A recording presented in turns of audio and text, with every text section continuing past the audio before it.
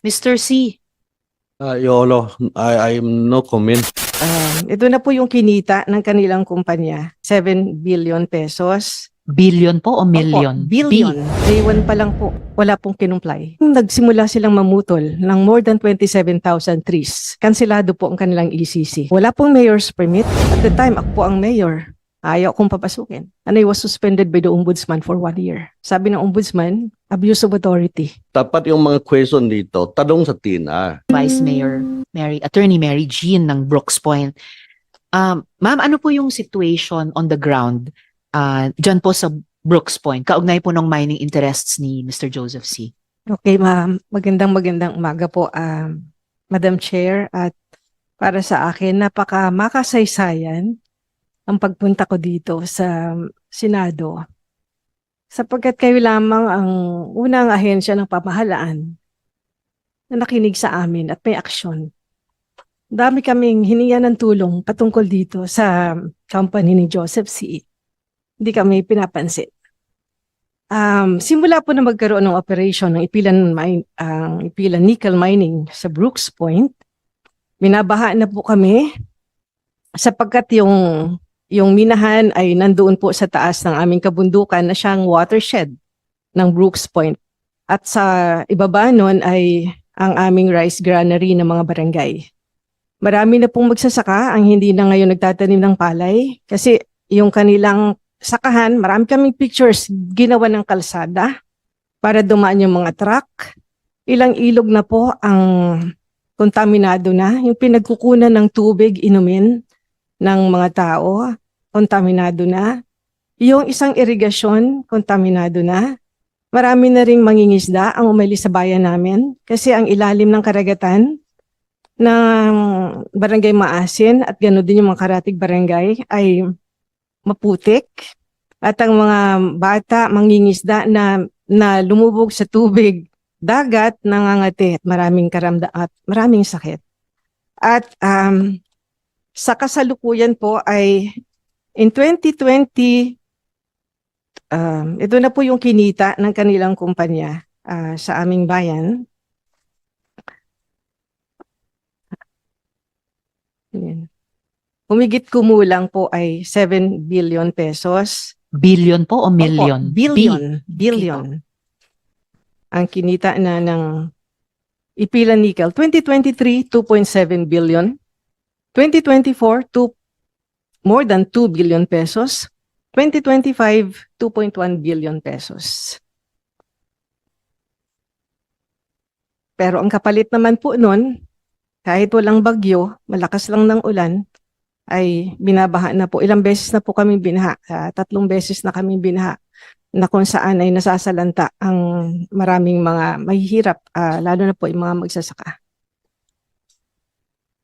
So kung gayon, Vice Mayor, masasabi niyo po ba na yung kumpanya ni Mr. C ay nagko-comply dun sa mga environmental safeguards at yung batas in general? Day 1 pa lang po, wala pong kinumply.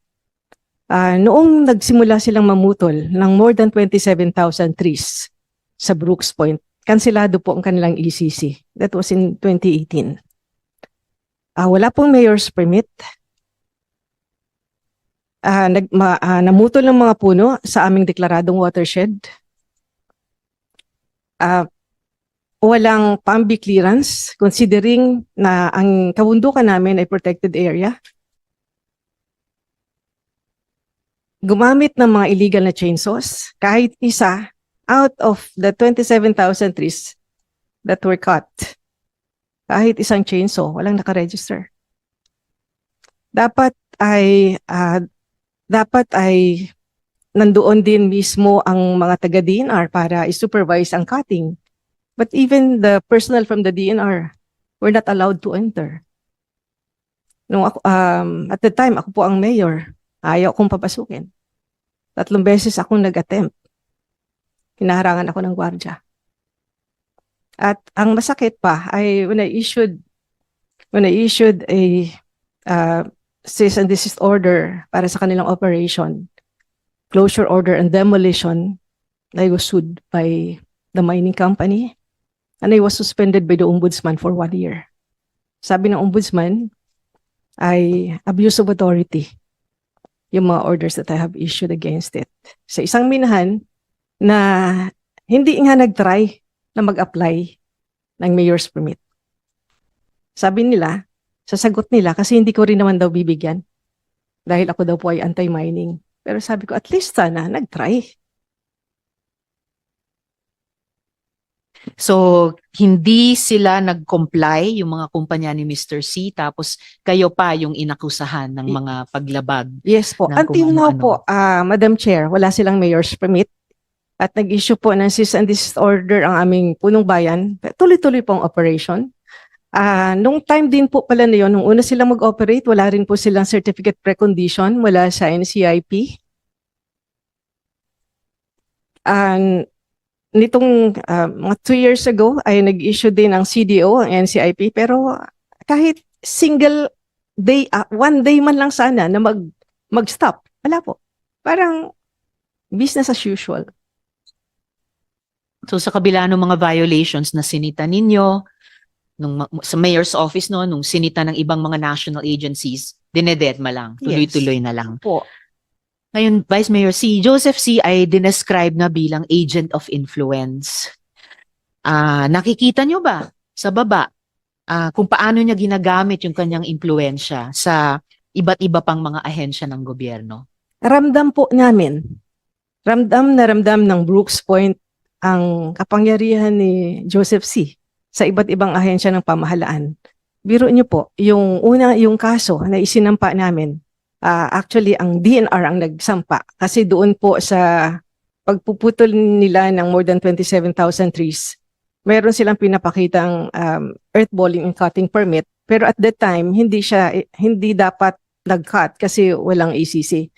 But nag-cut pa rin sila at sabi ng DNR, nung sabi ko, bakit hindi natin filean ng kaso? Sabi nila, wag na nating filean ng kaso doon sa may cutting permit. Pero nag-cut pa rin sila outside doon sa area na may cutting permit. Doon na lang natin sila filean. So nag-file po ang DNR doon lang sa 1.5 hectares. Pero pagdating po sa provincial prosecutor ay nag-inhibit ang provincial prosecutor hanggang sa nakarating po sa regional prosecutor. At sa follow-up ko po doon ay mayroong nakitang probable cause na isampa sa husgado. Pero after, hindi ko po alam kung anong nangyari dahil ang provincial prosecutor mismo ay may motion na i-withdraw ang kaso. At na-withdraw po ang kaso. So, nakita po ninyo na sa kabila ng efforts nyo, either i-enforce na yung mga permits na dapat munang makuha ay kunin at pag nilabag yon sinisita ninyo. On the part of other national and provincial agencies, may pagpipigil sa exercise ng kanilang pag-regulate. Opo. Pati po ang NCIP. Sabi namin, di ba bawal before anything, dapat meron mo ng certificate precondition kasi maraming IPs sa aming kabundukan na nakatira. Pero bakit ninyo hinayaan lang na mag-operate? Bakit hindi kayo mismo ang nagpa-stop sa kanila? Wala din po. Pagkatapos, nagiging kalokohan na po ang pati kultura ng aming mga katutubo ay dalawa ng klase ang katutubo sa amin. Ang tawag sa mga katutubo namin ay Palawan. Ngayon, 2 klase na, pro at saka anti-mining na Palawan. At pagkatapos po, matindi ang bribery. Pag may FPIC, 300 pesos a day. Hahakutin yung mga katutubo para doon sa kung ano-anong barangay yan. At nakakalungkot kasi pati NCIP ay kasabwat. At dati ilan lang po ang tinatawag na traditional leader sa amin. Parang sa isang barangay, mga 3, 4, 5, ganyan. Ngayon po, sobrang dami na. Uncounting. Dati, ang mga traditional leader sa Brooks Point, more or less, mga 10 lang or 15, ganyan. Ngayon po, parang 200 plus na. Kahit wala sa dugo, dapat kasi minamana yon pero hindi po Ngayon, kahit sino na lang ang ginawang traditional leader, chieftains, at binavalidate po ng NCIP. At yun yung tinatawag ng ibang mga IP rights advocates na counter-organizing. Hinahati yung katutubong komunidad, pinag-aaway-away. Ayun po. So sinisira talaga yung kultura at cultural practices nila. Opo. Salamat, maraming salamat, Vice Mayor Attorney Mary Jean. Please stay on kasi may mga ibang punto pa na malamang itatanong sa inyo. Mr. C, narinig niyo po yung mga sinabi ni Vice Mayor Feliciano. May comments po ba kayo sa mga sinabi niya tungkol sa inyo at tungkol sa Global Ferronickel sa Ipilan Mining? Yolo, I'm no comment because we have the professional management team na manage yan. You have a professional management team. Are any of them here? Wala dito. Wala po. Yeah. Pero may mas mataas pa sa professional management team. Kayo po yon.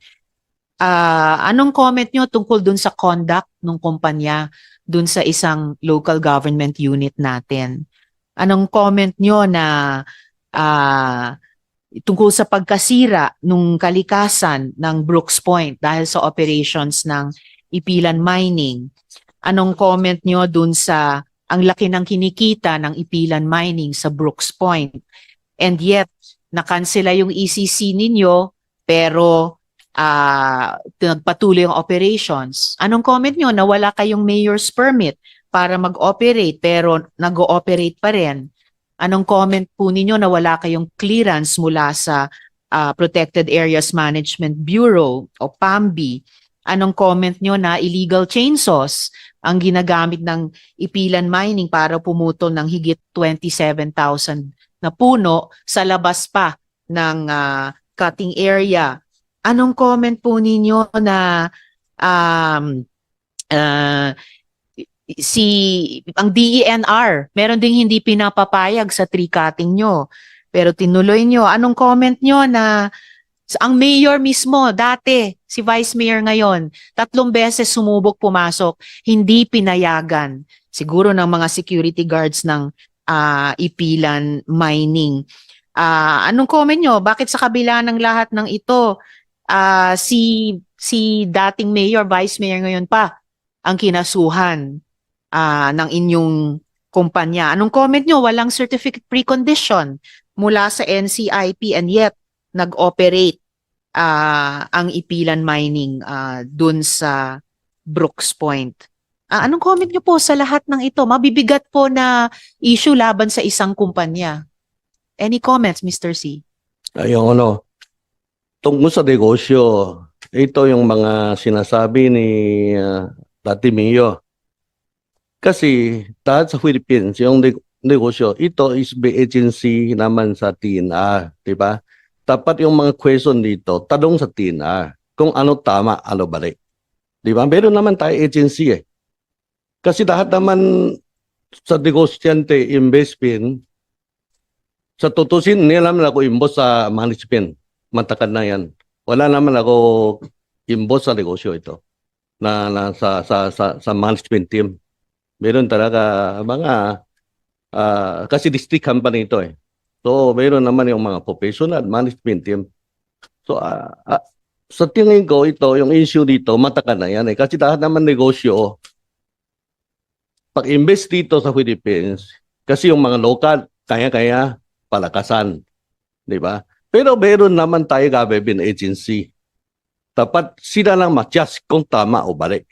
Hindi pwede sabihin mo ito, hindi pwede, hindi pwede. Kaya na natin kain, kaya na natin halap buhay.